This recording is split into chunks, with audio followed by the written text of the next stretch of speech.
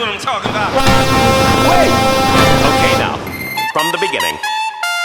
Hit it, boys.